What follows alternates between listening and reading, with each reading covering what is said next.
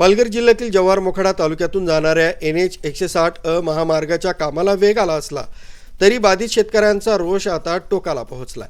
धर्मवीर संघटनेच्या नेतृत्वाखाली शेकडो शेतकऱ्यांनी आज जव्हार अप्पर जिल्हाधिकारी कार्यालयावर धडक देत प्रशासनाला निर्वाणीचा इशारा दिलाय।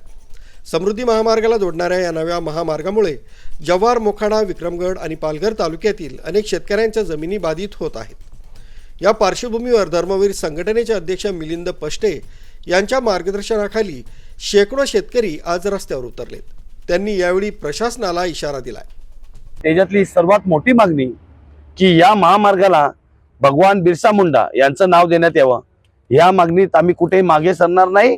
आज आदिवासी समाजासाठी ज्याही आपली प्राणाची आहुती दिली, जल जंगल जमीन वाचवण्यासाठी, आपली आदिवासी समाजाची संस्कृती वाचवण्यासाठी ज्याही आपली प्राणाची आहुती दिली, असे आमचे क्रांतिकारक, आमचे भगवान बिरसा मुंडा यांचं नाव इथं सरकारने, प्रशासनाने या रस्त्याला लावण्यात यावं, ही आमची प्रामुख्याने मागणी आहे।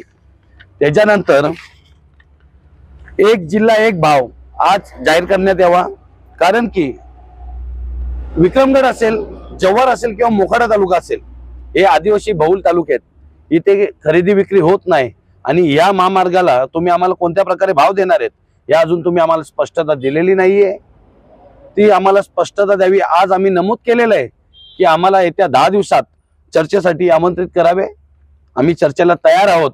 अन्यथा चर्चा जर केली नाही, संविधानिक मार्गाने आम्ही या कार्यालयासमोर तीव्र आंदोलन करू। आणि तुम्हाला तर कल्पना असेल, या शेतकऱ्यांसाठी पालघर जिल्ह्यातल्या, या जिल्ह्यातलं पालघर जिल्ह्यातलं सर्वाधिक चालणारं बिराड मोर्चाचं आंदोलन या धर्मवीर संघटनेने केलेले 28 दिवस हे आंदोलन केलेले।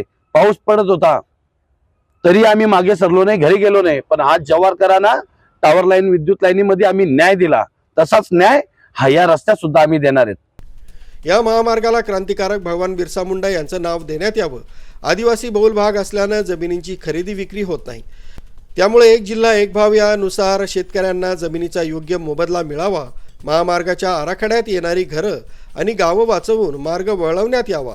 वनपट्टे आणि सेक्शन 35 अंतर्गत येणाऱ्या जमिनींबाबत सरकारनं अद्याप नुकसान भरपाईची स्पष्टता दिलेली नाही, ती तातडीनं देण्यात यावी आदी मागण्या करण्यात आल्या आहेत। पुढील 10 दिवसांत प्रशासनानं आमच्याशी चर्चा करावी, अन्यथा जव्हारमध्ये तीव्र आंदोलन छेडलं जाईल। याआधी विद्युत वाहिनी बाधित शेतकऱ्यांना न्याय मिळवून देणाऱ्या धर्मवीर संघटनेनं आता महामार्ग बाधितांसाठी कंबर कसली आहे।